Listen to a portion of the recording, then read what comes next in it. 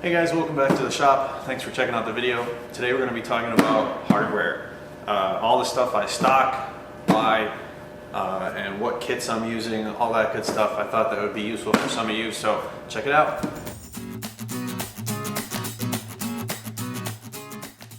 Okay, just briefly before we really dive into it, in the description below I've put a link to a download from my website. It's free. It's just a written form of everything I'm going to talk about in the video, so it kind of lists out all the stuff. So if you don't want to listen to me for the next few minutes or get more detail, you can just go download that thing for free and then you have it all. Alright, so like I said when we got started, what we're talking about is hardware. It's primarily screws. There is some other oddball stuff in here like shelf pins and some clips and some other things that I will get into. I do also have a separate kit that is specifically for door and drawer installation, so cabinet doors, drawer slides, think that kind of stuff. I have that with some hardware and tools. I'll cover that in a separate video with the same kind of free downloadable link, so you can check that one out too. Again, that's specific to cabinet doors and drawers and getting them installed either in the shop or on the site. So that's another one to check out. Now we're going to cover these two kits here. This one is primarily my screws, and then this is sort of what I call specialty hardware, or sort of those oddball things that I need quite often. Alright, so first thing today is the cases themselves.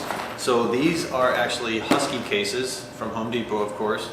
I use these primarily because they're cheap and they work. I think last time I bought a set of these, they were like $11, $12, maybe $13. And they do snap together, so you can carry multiples. Sorry, that was really loud with all the hardware. So you can carry multiple cases at one time. Yes, the Milwaukee ones are better. Yes, the DeWalt ones are better. There's no question. If I drop one of these from this table onto the floor, it's probably done. It's going to shatter. They're just kind of cheap plastic. But I've been running these for years, never had a problem. I can bring one to a job, I can move it around the shop, I can take it anywhere. I don't really have the need to clip it onto a stack of my other Milwaukee stuff or my other DeWalt stuff. So these work great, and honestly for $12 or whatever they are, huge value compared to the $50, $60 and up you're going to spend for the other brands. Alright, so here's just a better look at the inside of one of these and why I like it. Now they come with two long ones, and then so the other one would be here. And then you're getting 8 of the smaller bins, which to me are a really nice size. Now, when you buy a bunch of them, as you can see, I've changed it up, and I have one long one in here, and I've put all the small ones in other places, or in here, and then this one, the other long one, I've moved into other cases. So I like it because you can configure it any way you want. They don't force it into one thing. They're not overly deep. I find a lot of them are just so big. For hardware, like screws like this, they just don't make sense. So this is why I like these, is because of this arrangement. I can take them out. So when I'm in the shop, a lot of times I'll just have one or two of these sitting out, but then I can always put them back, close it up, take it to a job, move it in and out of the trailer, whatever, real fast. So that's why I like these. Alright, so let's talk through fairly quickly what's in this case and why. I'm not going to go into immense detail because it might be very specific to you, but this is what I use. And quickly I'll mention, again, if you've watched any of my previous videos, you already know, but primarily what we do is cabinetry, but it's more along the lines of built-ins. So think bookshelves, built-in entertainment centers, closets, of course kitchen cabinets, but it's a lot more of that custom fitted type stuff. So this is, as you're listening to this is why I have what I have. So the first thing, there's going to be a whole bunch of different sizes of just your basic, I guess, wood screws or deck screws, whatever you want to call them. I keep those in a number of different sizes. They're always the Torx, the T25 heads, because I really like those. They're reliable, they don't strip. Most of those for me come from Home Depot. They're going to be either Grip-Rite, what is the other one, Deckmate, and sometimes GRK. Honestly, it just depends on what Home Depot has in stock. I don't see that much of a performance difference in them, but I carry 1 1/4 inch, 1 5/8, 2 inch, 2.5 inch, and 3.5 inch.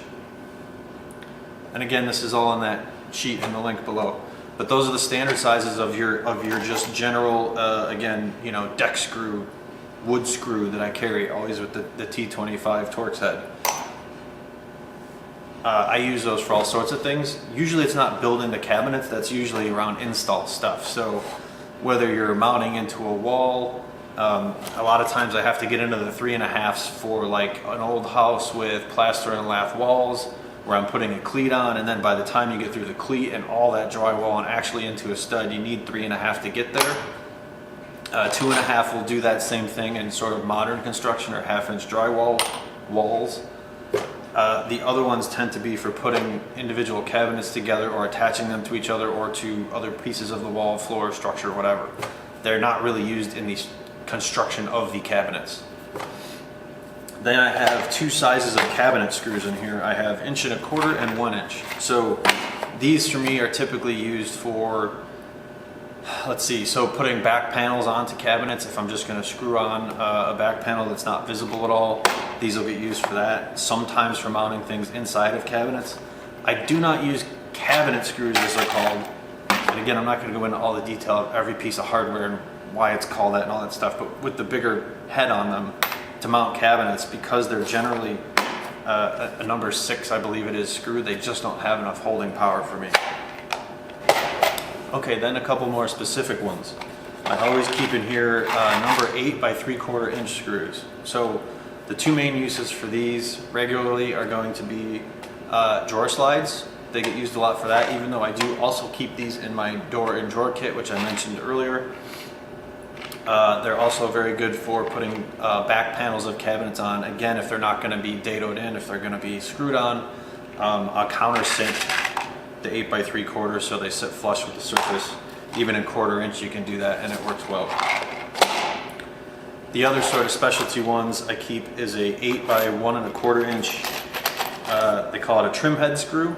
So it's from GRK, it has a really tiny head on it. These are T10, I believe, heads. And those once in a while, if I need, they rarely get used on actual trim. But a lot of times if I am mounting something or something's being real finicky, I need to kind of just tighten something up a little bit, I can put one of those screws in and the head's almost invisible. It's really easy to cover with one of the stick-on screw hole covers or nothing at all, and you can hardly see it because it's really small. And then I do also keep 1.25" pocket head screws in this kit. Now for me, I won't get into the whole pocket head screw debate. I do use pocket hole construction from time to time. I have no problem with it. I'm not going to get into joinery discussion in this video. There's enough of those out there. You don't need another one. I keep these mostly for actually fastening cabinets together. So if you're doing a kitchen and you have a row and there's all individual cabinets, but you're going to put a couple screws in to hold those cases together once they're in place, I find these are fantastic. I can countersink and hide that head, but because they're fine thread, I always use the fine thread ones for hardwood. They don't strip, they don't split the wood, and they hold very, very well because of the large sort of flat surface on the head. So I use these quite a bit, really not for their intended purpose. And then I guess the last thing is this bin that's a giant mess. I keep on hand usually a bunch of big lag screws. Oddly enough, when I get into the home library and bookshelf stuff, these aren't really meant to hold things up necessarily, but when I'm doing a 2nd story bookshelf that's, you know, stacked on top of other ones, the shelf itself is carrying all the load. But for me, this one's an excessive example. I don't remember what these are for. Yeah, they're not any. I usually have a shorter one than this, but I just want something when I'm mounting to the wall 2 stories up that's going to be a serious screw. And again, depending on the application, what is going on, and if I'm mounting a cleat or something very heavy duty, I'll want one of these, the giant flathead for holding. So this is just kind of my catch-all. And I usually have some zip bolts on me, even though, let's be honest, I'm not going to like surprise use one of these on a job site. If I'm using this, I know I'm using it. So I know there's a lot of debate, discussion around what you stock, you know, always have on hand stock versus what you're just going to run in the store and buy for that job or that purpose. I have found over the years that as much as I can have on hand and stock regularly saves me many, many hours because it's not just going to the store. Is that project now stuck until you can get those? And these days, is it in stock somewhere? You never know. So this setup I have here, if I have this with me at a job site, I have never, I can't think of a time. I don't think I have ever needed an additional screw or something other than these fasteners to get through any of my install jobs. So that's why I keep this loaded, and I have a backup stock in the shop of all of these. So before I go to a job, I just visually check all of these bins to make sure there's a good handful in here, and then I know 99% chance I'm gonna be good. So that's why I wanted to cover this, because it saves me a lot of time and hassle. It's a pretty easy stock list to keep. It's stuff that's readily available at at almost every home store. You can get it just about anywhere. Nothing super special or specific, and it works. All right, so let's talk about this other one. This one I have labeled on the side, it says specialty hardware. So it's just stuff that doesn't get used all the time, but it is common for me, again, for the jobs I usually do, that these are things I need. Same bin, same brand, all that stuff. So just briefly, I'll cover what's in here. I usually keep a couple different sizes of these just nail-on feet. So this is if I'm doing a piece of furniture that doesn't have levelers, which is rare, but once in a while I want these for stools or chairs or something like that. I always have these with me. I always keep two different types of wood plugs for screw holes. I have sort of the tapered flat plugs that are meant to kind of get hammered flush with your surface or just proud and you saw them off. And then I also have the button plug, the round head type. Again, just for the occasion where I have to put a screw in and I want something other than one of the cover-up stickers, I'll use those. 5mm shelf pins. I always have adjustable shelves in almost every cabinet, so a couple different types of the adjustable shelf pins. Then I have shelf standard clips. So these are for the metal adjustable shelf brackets. I use a lot of these on the home library projects and bookshelf projects we do. When we need some real weight on those shelves, I'll use the metal standards in these clips. I have just another bin of a different color clips. And then there's a couple of additional screw types that go with these shelf standards. And last thing would be these screw-on type leveling feet that you sort of pound in, and then they're threaded levelers. Again, they don't get used too often. It's more like freestanding furniture pieces, but I usually have them with me because you never know. I even use them on cabinet plinth bases sometimes. So that's a quick rundown of that one. Not nearly as much detail. Alright guys, that's going to do it for today's video. Thank you so much for watching. Really appreciate it. Please consider subscribing and giving a like. That really helps out. Lets me know that you guys are enjoying the content and finding it actually useful, which is really the whole reason I'm doing this thing, is to make useful stuff to help other people out. So thank you again. We'll see you on the next one.